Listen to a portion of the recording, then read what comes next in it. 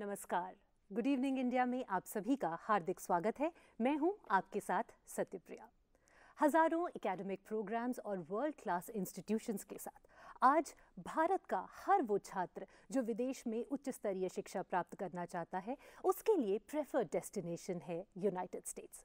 जी हाँ, अगर यूएस में आप पढ़ना चाहते हैं, उच्च स्तरीय शिक्षा प्राप्त करना चाहते हैं, तो हायर एजुकेशन के लिए आपको ज़रूरत होगी स्टूडेंट वीज़ा की। कैसे स्टूडेंट वीज़ा को प्राप्त किया जाए, कैसे आपको इसके लिए वित्तीय सहायता मिल सकती है, क्या है सही तरीका इन वीज़ास को अप्लाई करने का, इससे जुड़े आपके मन में कई सवाल होंगे। और अगर आपके मन में ये सवाल हैं तो जी हाँ, आज का गुड इवनिंग इंडिया का कार्यक्रम है आपके लिए, क्योंकि आप अपने मन के इन सवालों को हमारे साथ साझा कर सकते हैं। आज के इस कार्यक्रम में आप अपने सवाल हम तक पहुंचा सकते हैं स्क्रीन पर आने वाले इन फ़ोन नंबर्स पर। अपने सवाल हम तक पहुंचाने के लिए आप कॉल कर सकते हैं स्क्रीन पे डिस्प्ले किए जा रहे इन टेलीफोन नंबर्स पर, जो हैं 011-2307-1548, 2307-1549, 2307-1550, 2307-1551, 2307-1552 और साथ ही 2309-7532। अगर आप दिल्ली से नहीं कॉल कर रहे और देश के किसी और शहर से कॉल कर रहे हैं तो याद रखिएगा, आपको फ़ोन नंबर के आगे ऐड करना होगा दिल्ली का एसटीडी कोड, जो है 011011। इसके अलावा फेसबुक और ट्विटर के माध्यम से भी आप हमसे जुड़ सकते हैं। फेसबुक और ट्विटर हैंडल्स हैं facebook.com/india.usembassy या फिर @india.usembassy। एक और ट्विटर हैंडल जिससे आप हमसे हमारे साथ जुड़ सकते हैं वो है @US&India और साथ ही @edusa_India। आपके सभी सवाल हम तक इस टेलीथॉन के माध्यम से पहुंचेंगे। दूसरे स्टूडियो में हमारे साथ मौजूद हैं यूएस एम्बेसी के 5 काउंसलर्स जो आपके फ़ोन कॉल्स को लगातार अटेंड कर रहे हैं और साथ ही जवाब मिलेंगे आपको आपके मन में उठ रहे सभी शंकाओं, सभी सवालों के। इनके अलावा हमारे साथ आज स्टूडियो में मौजूद हैं 3 खास मेहमान। चलिए परिचय कराऊं अपने इन खास मेहमानों से। सबसे पहले मैं वेलकम करना चाहूँगी नथानियल फेरार, जो chief of consular information unit के हैं। I also welcome Elizabeth Lawrence, who is the fraud prevention unit manager in the consular section of embassy, and Carl Adam, the Deputy Cultural Affairs Officer. Welcome to the special episode of Good Evening India. But before we begin this discussion, there is this special message from the US Ambassador to India, Mr. Kenneth Juster.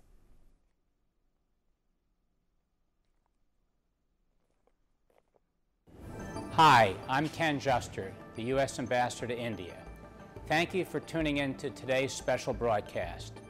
During the next hour, you will hear from some of our Mission India staff and partners who will talk about studying in the United States, the visa application process, and ways to protect yourself from fraud. We encourage you to call in and have your questions answered directly by our consular team members. I hope the information we provide is useful and helps you pursue your dreams of higher education in the United States. U.S. colleges and universities offer so much, and we hope to see you in class there. Best of luck. So with thousands of academic programs and world-class institutions and also unmatched flexibility, United States is definitely the preferred destination for students of India who want to pursue higher education. So if I am a student, what are the basic things that I should know before filing for a student visa? Nathaniel, if we can start with you. Sure. Well, if I could first say thank you so much for having us here tonight. We are very, very excited to be on Good Evening India to talk about student visas and studying in the United States. In terms of the application process, before a student applies for a student visa, they should first get admission to a U.S. college or U.S. university. And we always encourage students overseas, including in India, to come on down to Education USA. My colleague Carl here knows quite a bit about Education USA, and it's a great service that helps Indian students find the right academic institution that meets their needs. Once they get admitted to a U.S. university, then the visa application process starts.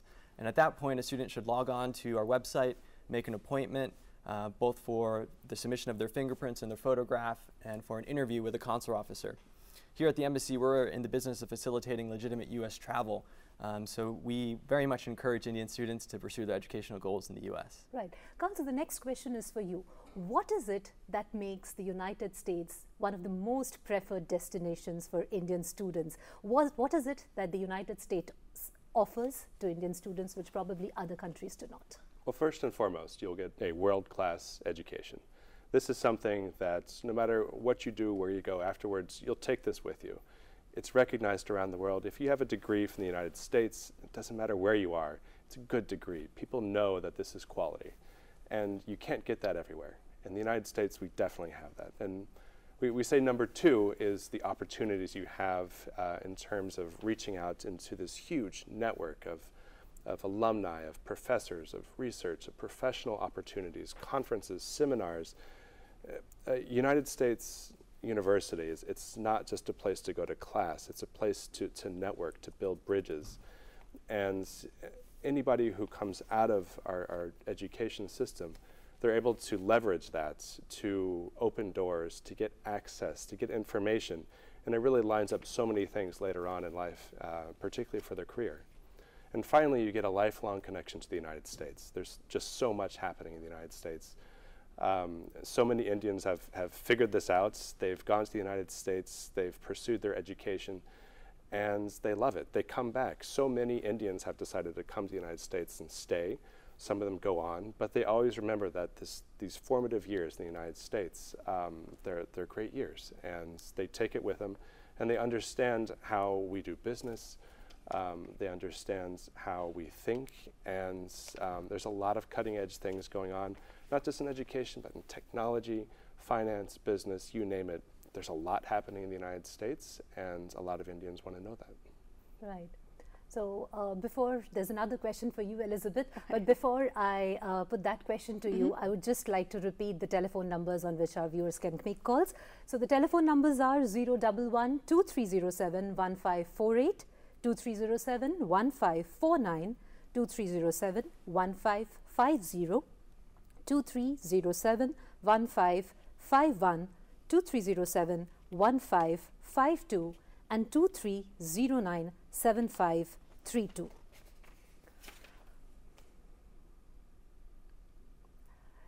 So, meanwhile, we also have a caller, and we'll take the question first.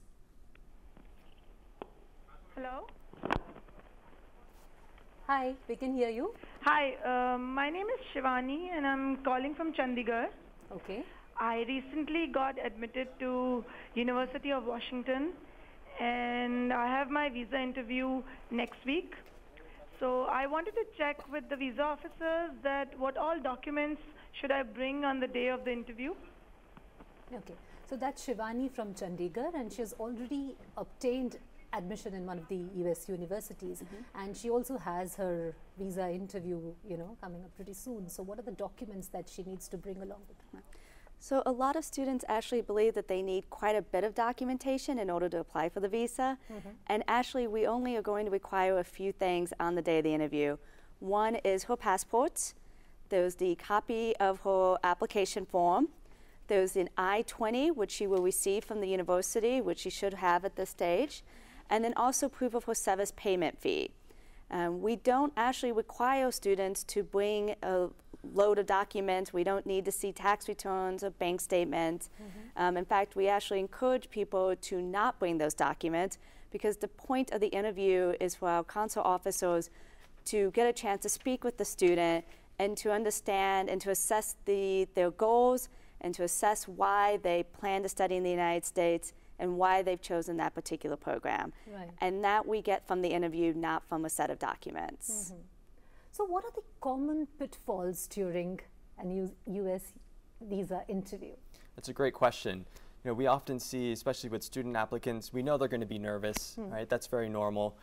But sometimes students end up getting bad advice before they come in for the interview. Either they went online and they Googled something, or they hired an outside agent to help them with the process. And unfortunately, we oftentimes see some students coming in with very rehearsed responses. Right. And they fail to listen to the consular officer's question and provide an honest answer to that.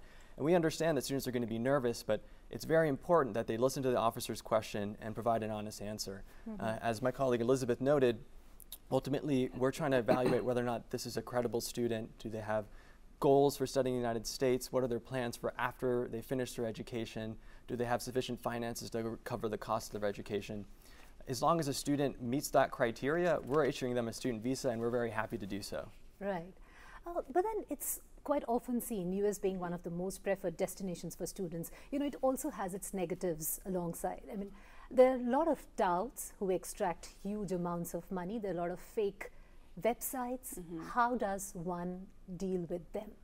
Elizabeth? Well, the best way to deal with that is to make sure that you're using the information that's available on the U.S. Embassy's website, and to utilize the information that's available on Education USA. Education USA has centers located around the country and websites that students can go and use. We know that students and visa applicants in general will often want to use a visa broker to help them either with the application process, or even an agent to help them find a program as they're starting their search to study in the United States. There's a lot of perfectly good visa agents out there. However, there are some unscrupulous agents who are going to try to take advantage of individuals and who are out for personal gain. And so what we tell students is that if somebody is making them an offer that sounds too good to be true, if they're guaranteeing them a visa, guaranteeing them a particular program, that they really should make sure to verify that information, to go to the U.S. Embassy's website, to speak with Education USA, and making sure that what they're being told is the truth. Right. So meanwhile, we have another caller, if we could take that question. Hello. I am Suresh from Trivandrum. That's in Kerala, down south. There are a lot of education agents always promising that they can deliver things, and they charge a lot of money for consultation. Does the U.S. Embassy provide any consultations for student visa applicants? Could you please speak a bit louder and repeat the question, please? Okay. There are a lot of education agents who charge money for consultations. Right. My question is, does the U.S. Embassy provide any consultation for student visa applicants? Okay, so this is about the consultation. There are a lot of agencies which provide consultation, but does the U.S. Embassy provide any kind of consultation for Absolutely. candidates? So we have a program called Education USA. Okay. It's from the United States government, and as she said, we have centers across India. In fact, we have 7 in many of the major cities. Right. And what Education USA offers is free or very low-cost advising services. They're not going to write your application, they're not going to write your statement of purpose, but they will guide you through the steps, and they will help you at every step of the way. And you're going to get completely unbiased information. These are not people who get a commission. These are not advisors who are looking to support one school over the other. They are trained to give the best information so the student gets to make the right choice for them.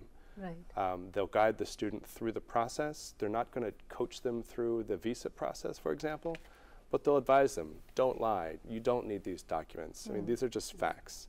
And we want to give all students access to this information. So we have an Education USA center in so many places, on email, on phone. We have a Facebook page, Education USA India. Go check it out. We have tons of information.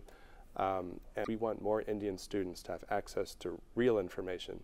We hear so many stories about agents who rip off students, promising students who are told to lie or given fake documents, and it's just heartbreaking because they don't need to. This doesn't need to happen, and we want to promote Education USA as much as possible because we want Indian students to get the real information that's in the best interest for them. Right.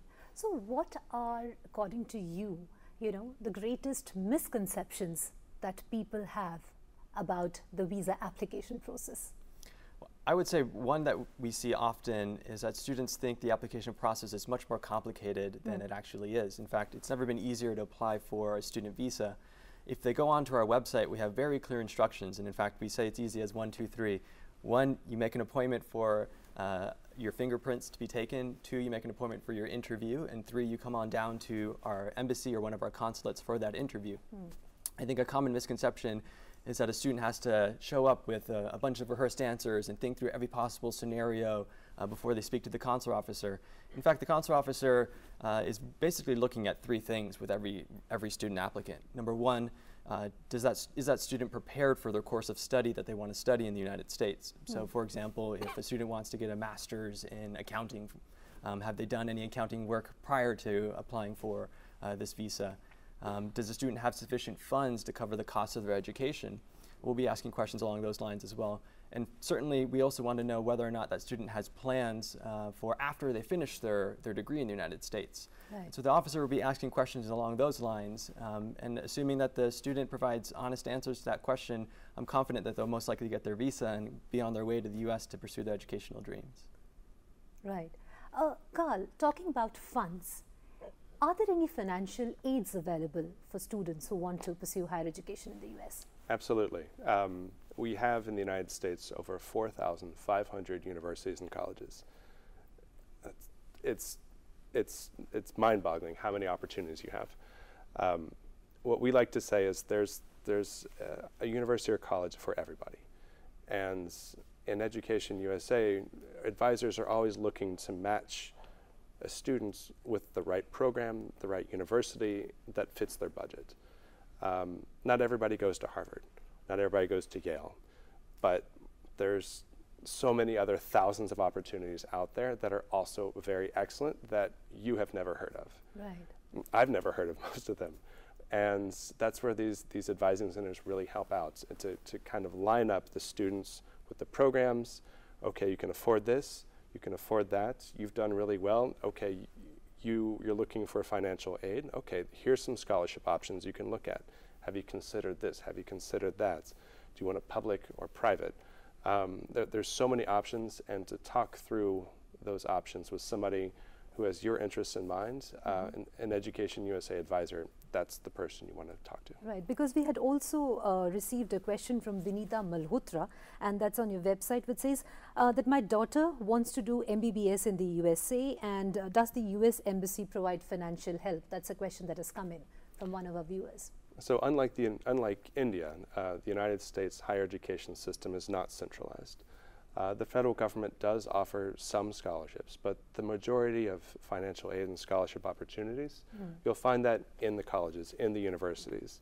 They're very independent. They have their own fundraising mechanisms, and they know what they want, and they're free to pursue that, and they're free to give money to the students that they want. Right. So there's a lot of opportunities out there, and there's a lot of information, and trying to make heads and tails of that, it's not always easy, but we try to help. Right. So meanwhile, we have another caller. Can we take the call? Hello. Could you please speak a bit louder? Hello. Hello. Hello. Yeah. Yes, ma'am. My name is Rohit Verma, and I'm speaking from Sonipat, Haryana.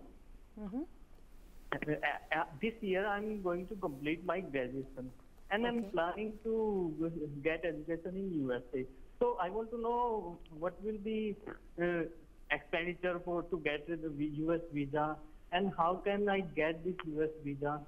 Would you please tell me?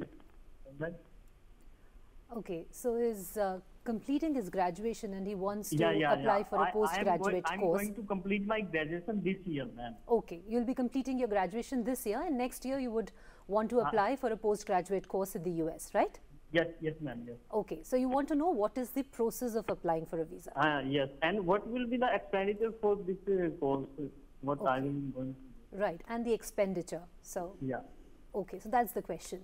The process and what is the amount of money that they'll probably have to spend? Sure. Yeah. So, I mean, before you apply for a student visa, you first have to get admitted to a university in the United States. Now, assuming you've been admitted and you've received what's called an I-20 form from that university, the next step is to apply for the student visa. Now, the student visa application costs $160 US. In addition to that, every student before the visa can be issued needs to pay what's called a SEVIS fee, and that's it's $200. So this is about the basic cost for a student visa.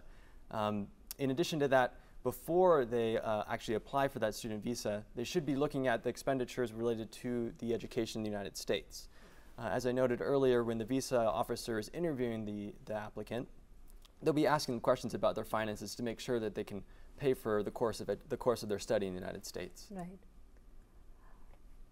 तो सबसे पहले आपको किसी एक university में दाखिला लेना होगा और उसके बाद आपको वीज़ा के लिए अप्लाई करना होगा। और जैसे नथानियल ने कहा कि आपको दो तरीके के फाइनेंसेस के बारे में सोचना होगा। एक जो आपको यूनिवर्सिटी को पे करना है, जो कि उनकी फ़ीस होगी। हो सकता है आपको स्कॉलरशिप मिले तो आपको स्कॉलरशिप की जो रकम है वो उसमें से कम कर दी जाएगी, और उसके अलावा आपको फ़ीस पे करनी होगी अपने वीज़ा को ऑब्टेन करने के लिए। और आपको वीज़ा मिलता है या नहीं वो आपके इंटरव्यू के बाद ही ये डिसीजन दिया जाता है। Thank you Nathaniel. Now Elizabeth, as we have already talked about, the universities, and as Carl was saying, that about 4,500 different universities. So at the same time, there are a lot of fake websites which are promoting, universities which probably do not exist. So how do you safeguard the students from getting on and from going to these particular fake websites? Yeah. I mean, we do know that these websites exist and that they're designed to try to scam individuals, and so that's why we really do encourage that a potential student, when they're looking at their educational opportunities, are using the information that's provided by the Department of State and the U.S. government, because that's going to be your best source of information. And that's information that's readily available, that is genuine, and we won't be asking you for, exorbitant sums of money if you contact us to get the visa to study at this school. So we really do recommend use the educational resources that Carl and Nathaniel have already mentioned. Come talk to us and we'll help guide you. Right. So we have another caller. Can we take the question? Yeah. Hello. Hi. Hello. Hello. Hello. Hello. Madam. Hello. Hello. Yeah. I received my B1, B2 visa recently. Okay. How long can I stay in the United States on a visitor visa? Okay, so you've received your B1, B2 visa, right? Yeah. And you want to know about the duration of your stay? Yeah. Okay. Yes, So how yes. long can he stay in the US with a B1, B2 visa is the question. Sure, it's a great question, because I know that there can be some misconceptions out there in terms of how long somebody can stay in the U.S. with the visa. The visa itself allows a traveler to present themselves at a port of entry in the U.S. Okay. And at that point in time, an immigration officer in the U.S., most likely at an airport, will then determine how long that person can stay in the U.S. Generally speaking, most people are allowed to stay up to 6 months, but that decision is ultimately made at the point when they present themselves at the port of entry. For example, if this gentleman was going to the U.S. to go on a vacation, he'd probably communicate that at the time that he enters into the U.S., and the officer would make a determination in terms of how long he could stay there. Right. Is there anything else that you would want to ask?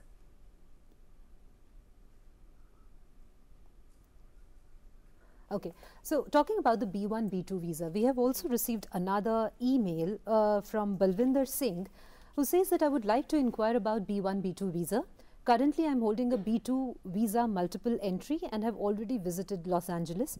I want to apply for B1, B2 visa for my family. I live in Philippines, but my family lives in India. Can they apply for visa in India without me?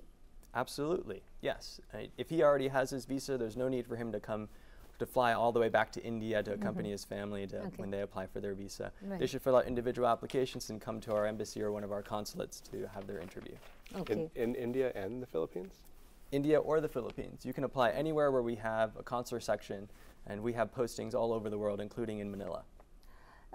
Carl, there is a general sense that there is a dip in the US student visas for India and more for China. Is it true?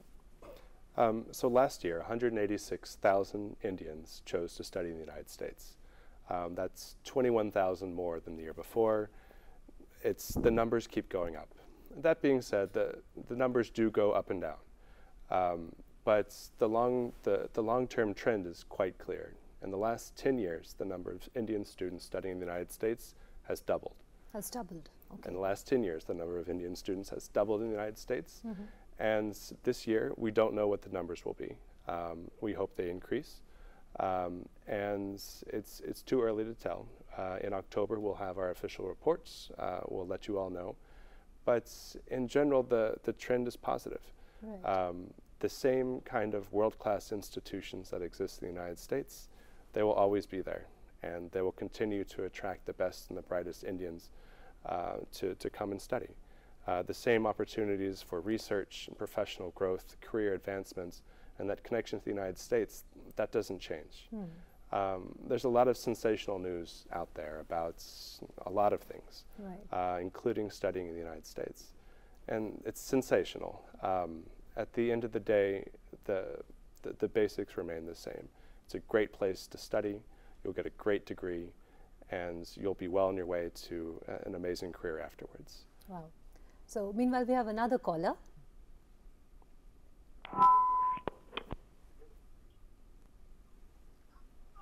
Hello hello ji, अपना नाम बताएं। Sorry, अपना नाम बताएं और अपना सवाल पूछें। मेरा नाम राघव सारंगी है। जी, अगर आप सवाल अंग्रेजी में पूछ सकते हैं तो बेहतर होगा। जी जी। So my question is the Trump administration against Indians coming into the United States of America? Can you repeat your question, please? Okay.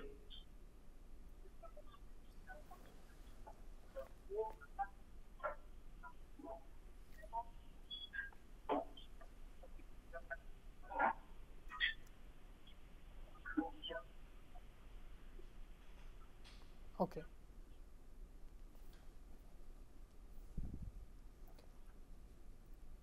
Okay, so we're not getting the audio, so probably.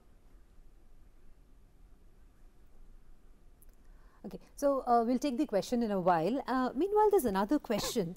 Like, there are a lot of French and Australian universities, you know, which want to tap into the Indian student market.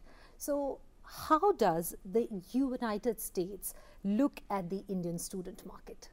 I'm sure it's the same way as the French and the Australians and so many else. There's so much talent and potential here in India, and there's so many bright young minds that are looking for education opportunities. I'm sorry, your question again was, could you repeat your question? So basically, how does the United States look at the Indian student market? As a great opportunity. Like I said, there's so many bright young minds that we would love to come and study at our universities. In the United States, one of the key things that we really value in education is diversity. The meeting of the minds that happens at a university, if it's just from one kind of person or one perspective or one gender, we miss out on so much. So we're looking to cultivate a diversity of people, including Indians, on U.S. campuses.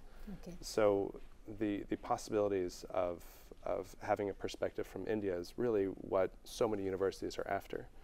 We have universities from the United States coming to India all the time, looking for the talented Indian students of tomorrow. And it's a great opportunity for Indians as well. The Indians that go to the United States, they get their education and they come back to India and they go on to do great things, or they continue in the United States. We see the exchange, the educational exchange between our countries as an incredible advantage that we have. So many Indians understand the United States, and so many Americans understand the Indians through these educational exchanges. We're all diplomats. We love to see these bridges being built, the common understanding. This is what relationships are built on. And so whenever we interact with Indians, whether it's in a ministry or whether it's here, we can count on the fact that so many Indians have gone to the United States. They understand who we are. They've studied with us. I myself studied chemistry as a student at Texas Tech University. I got my bachelor's there. And I'm just thinking back to all of the research assistants, graduate assistants, lab assistants, all of these Indians going through their graduate school studies who helped me, who helped everybody, and they went on to do their PhDs and amazing careers. Oh. So I have another caller who's joining us.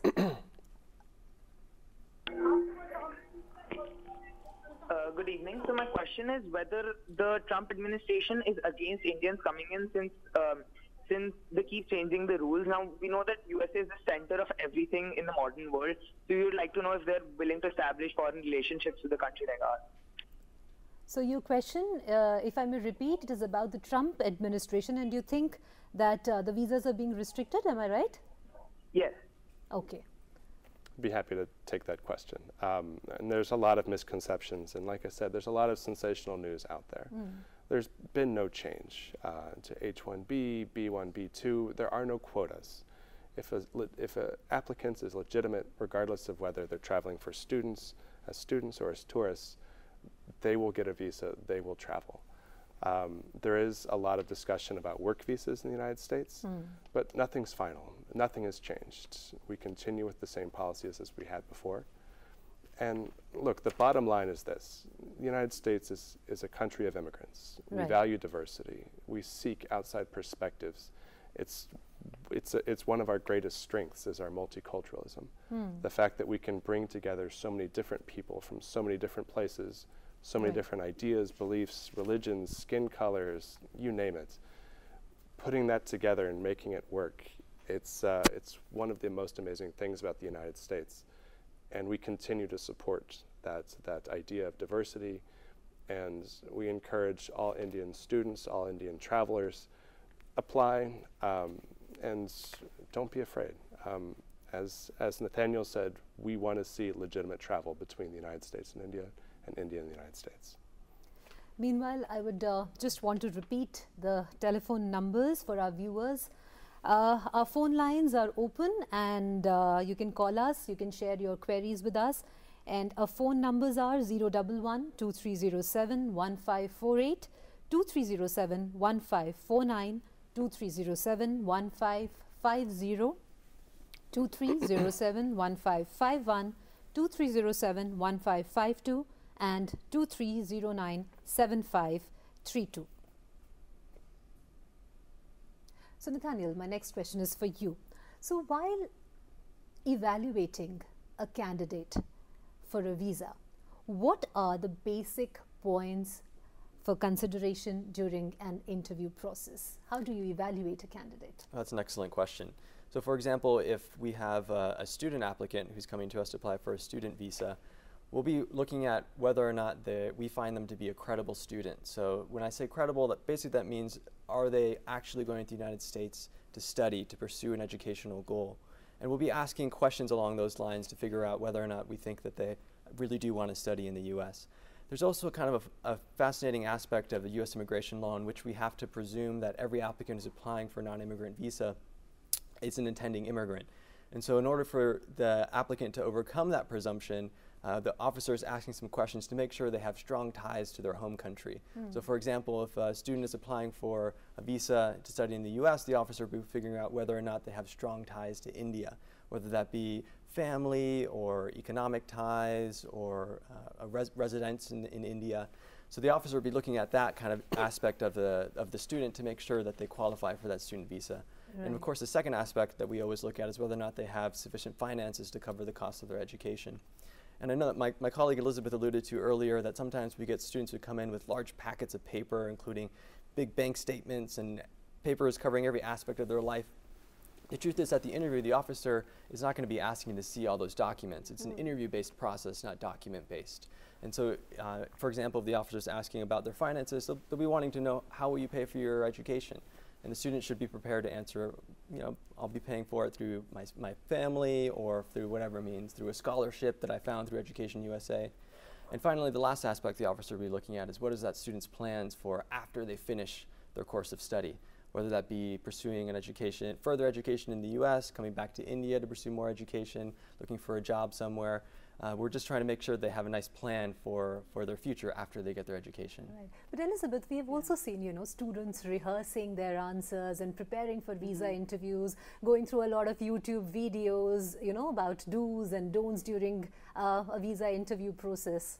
So I would say the biggest don't for a visa interview is to make sure that you're not providing us with false information. Right. It means being completely honest with the questions that the visa officer is asking you, and also to make sure that if you do provide documents and you are asked to show them, that everything you're providing us is legitimate. Unfortunately, the reality is that if you present us with fake documents, not only is it going to jeopardize your ability to study in the United States, it may make you ineligible to ever go to the United States. Right. And it's not worth it. And so honesty is the key. Honesty is really the key. Right. You know, you make sure that you're telling the truth at the interview, and that if you put it on paper, that it's correct. So we have another caller. I'm excited. We have a lot of callers on the show. Hello. Hello. Hello. Yes, we can hear you. Okay. Hi, I'm Vidisha. I'm calling from Lucknow. I want to ask one question that I got admitted to a US university and I have received my I-20 visa. Okay. I'm awaiting response from another university and then would like to make a final decision. How soon can I apply for my F1 student visa? Okay. So she has, yeah, Carl. First, I'd like to say congratulations. That's wonderful that you're admitted. But for the question, I think I'll turn it over to my colleagues. So if you've received your I-20, you can apply for a visa up to 120 days before the start date listed on that I-20. It's important that the student first decide which university they want to go to before they apply for the visa. So in this case, it sounds like she's debating between a couple different universities. Right. Once she makes that decision, we'd welcome her to make that appointment and come on down to apply for the student visa. But she's already got admission to one of the universities and she's still waiting to hear from the other university. That's right. So she has to make a decision before she attends the visa interview, right?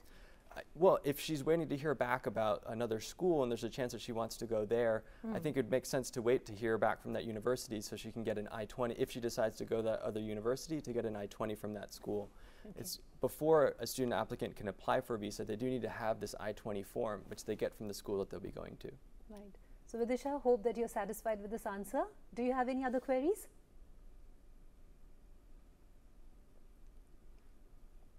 Okay.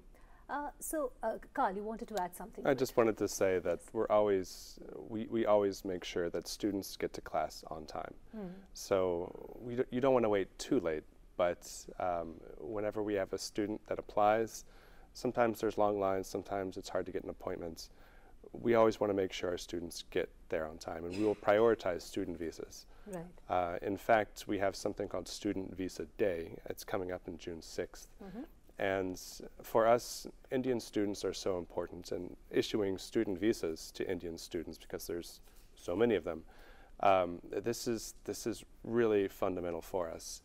We set aside all of we set aside all their visas, so all the tourists, all the business travelers, people attending for conferences, and we say, today we're just doing student visas. So we're planning on issuing, or at least seeing, 5,000 student visa applicants on June 6th. So all day long, not just here in Delhi, but at every one of our consulates, we have set aside the entire day just for student visas. So I believe the slots have already filled up, and we're looking forward to seeing you.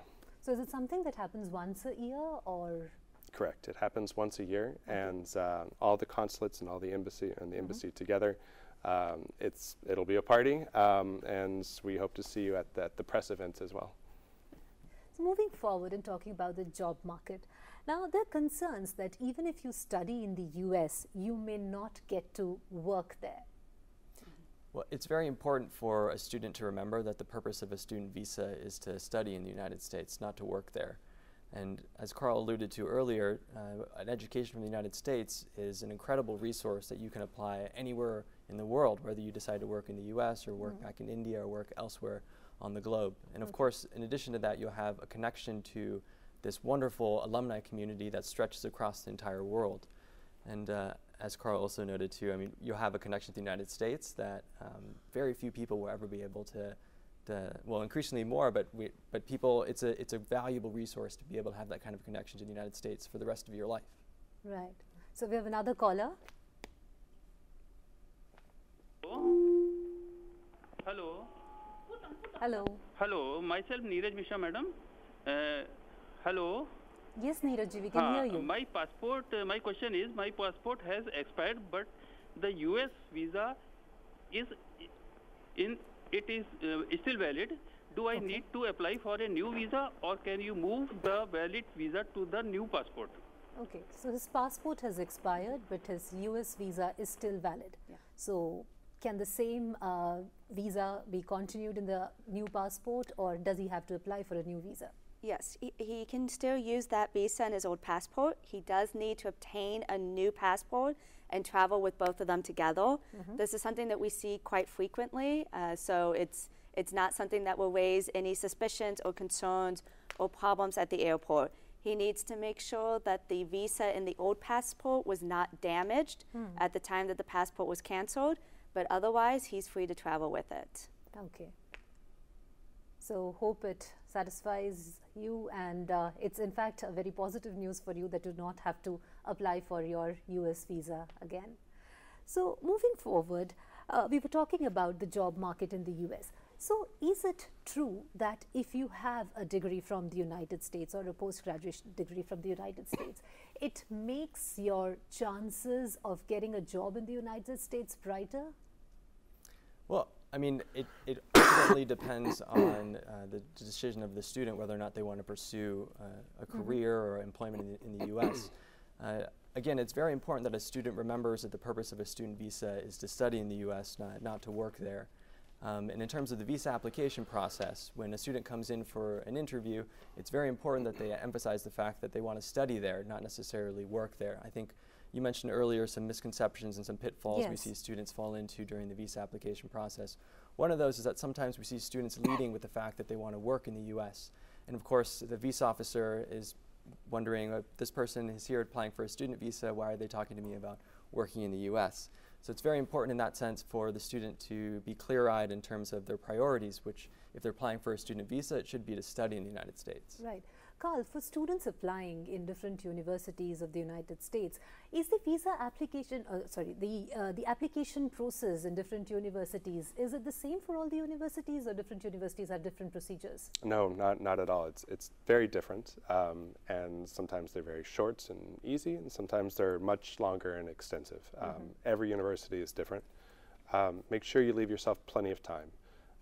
Start early thinking about what you want to do, how you want to study, how you want to finance, and I'll say again, our Education USA resources are the best way to understand that. Right. They'll guide you through the process. They'll break down, what does this mean? How do I do this? Okay, I'm applying to a public school. How do I write my statement of purpose as opposed to a private school? If you want to focus on certain areas, they will help to hone your application. Because if you're applying for a different school, you need a different kind of application. It's a different program, it's a different university, it's a different culture, and they'll help you through that process. But to answer your question again, every application is different, and it helps to have somebody guide you through that. Right. So meanwhile, we would like to remind our viewers that our phone lines are open, and we have a set of counselors who are answering to your questions, and we are taking some of these questions and putting them forth, the three special guests that we have in our studio here. So those are the counselors on screen who are regularly attending to your calls. So what are the common pitfalls? We've already talked about the common pitfalls in a visa interview, but then what are the resources that are available for students who want to know more about the visa application process? We've already talked about your Facebook and Twitter accounts, but apart from that, what else is there? We've also talked about Education USA, but are there any other mediums to know about the visa application process? I would encourage people to visit our websites, as I mentioned earlier, because all the information actually on what they need in the application process is available on there. We do, you mentioned our Facebook and Twitter, but we do Visa Fridays. Yes. And this is an expanded Visa Friday, but we take questions on all types of visas, not just students, throughout the year. Okay. We also highlight information on our social media regularly. So recommend that they check that and check our websites. Right. We have another caller joining us. Please ask your question.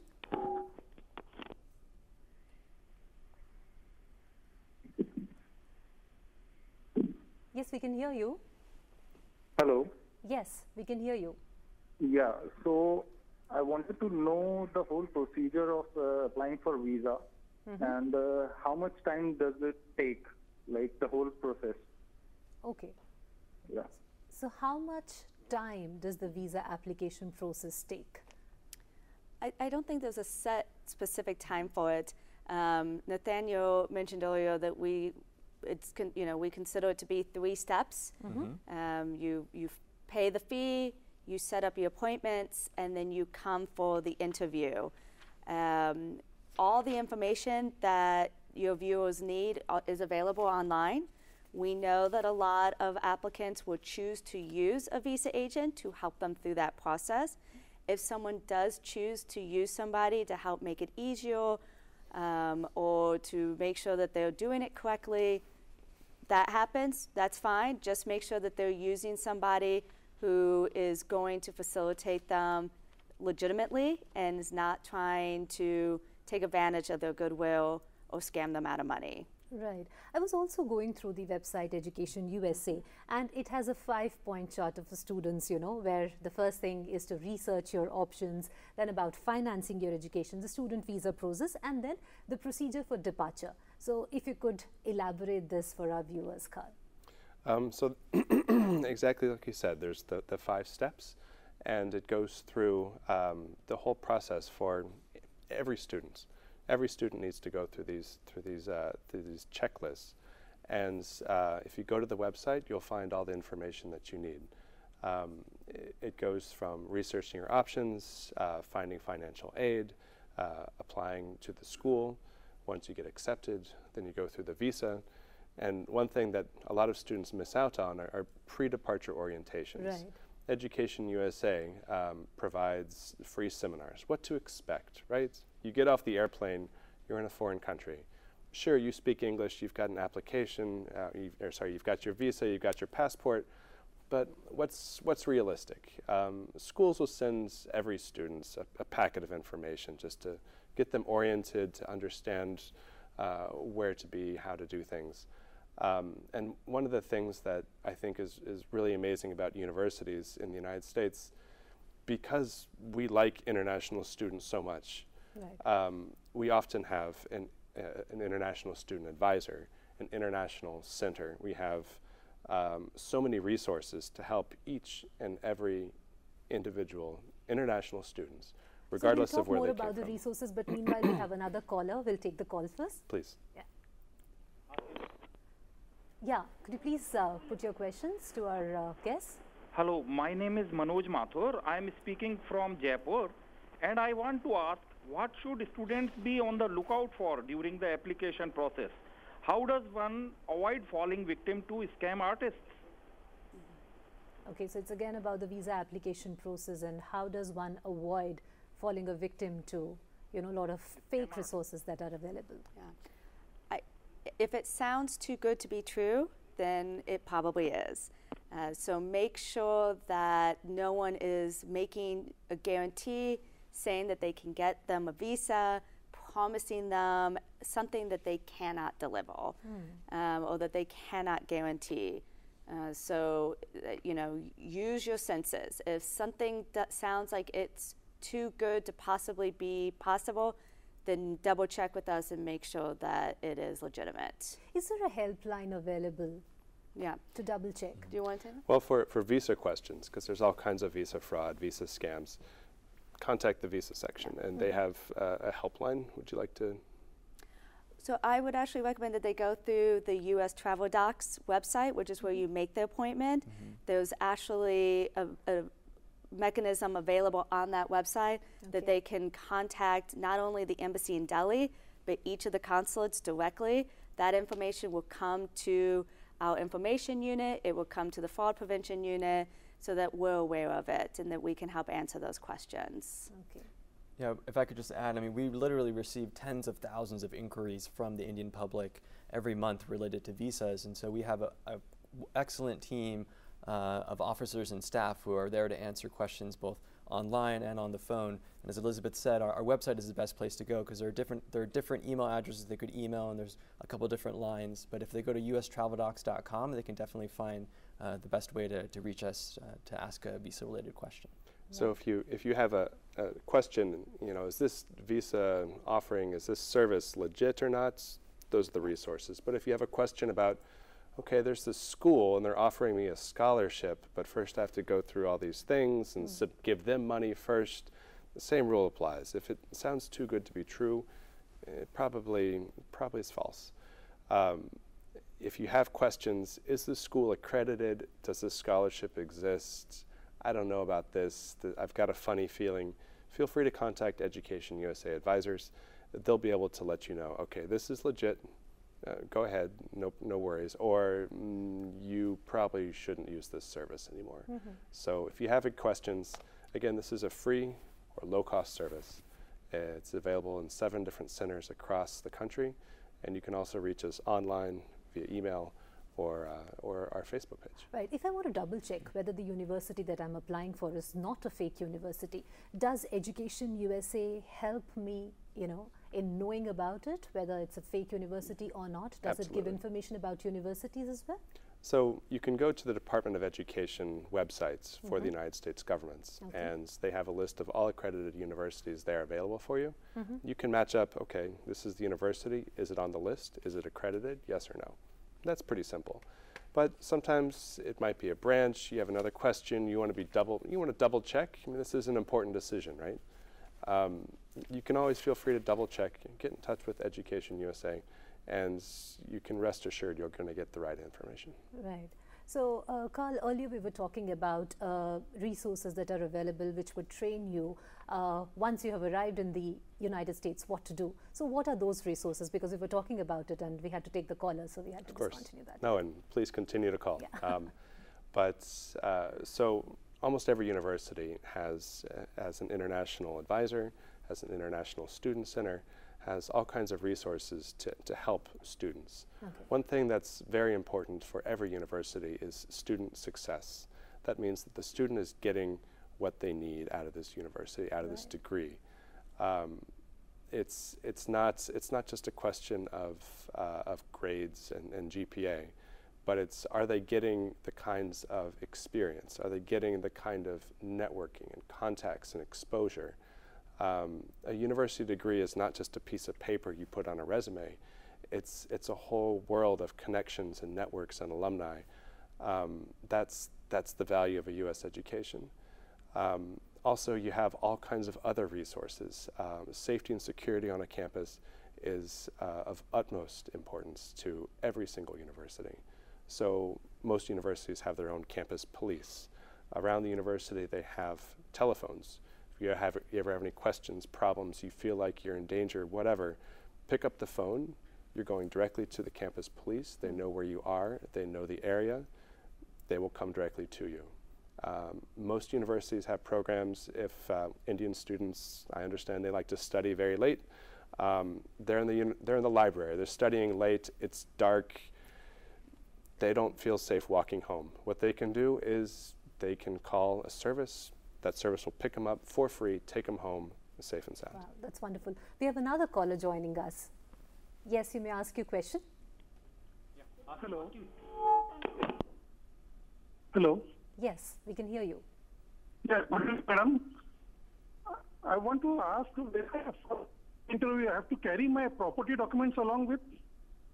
Okay, so he wants to ask whether he should be carrying his property documents along with him while going for a visa interview. Are you applying for a student visa? For visa interview. Sorry? So I need to carry my property documents along with. Okay, what kind of a visa are you applying for? Student visa. Okay, for a student visa, is it necessary to carry property documents along? It is not. And even if he does bring them, the odds are the officer will not ask to see them. As Nathaniel has mentioned before, the interview is a chance to speak with the student and to assess the student's qualifications and to speak with them about their intended purpose of studying in the United States. So for us, the documents will not answer those questions and we won't be asking to see them. Wow. So I would like to thank you all for being here with us on our show and providing all the information. It was really wonderful talking to you, and I'm sure our viewers have benefited a lot. Thank you very much. Thank you. Thank you. It's a pleasure. Thank you. तो good evening India का आज का ये कार्यक्रम आपको ज़रूर अच्छा लगा होगा और आपको बहुत सारी जानकारी इससे मिली होगी, यही हमारी उम्मीद है। आपको आज का ये कार्यक्रम कैसा लगा हमें ज़रूर बताइएगा। याद दिला दें आपको हमारा ईमेल आईडी है goodeveningindia.dd@gmail.com। इसी के साथ हम लेते हैं आपसे विदा। आप रखिएगा अपना ख्याल। एक और रोचक अंक के साथ, ज्ञान से भरे अंक के साथ हम फिर लौटेंगे जल्द ही। नमस्कार।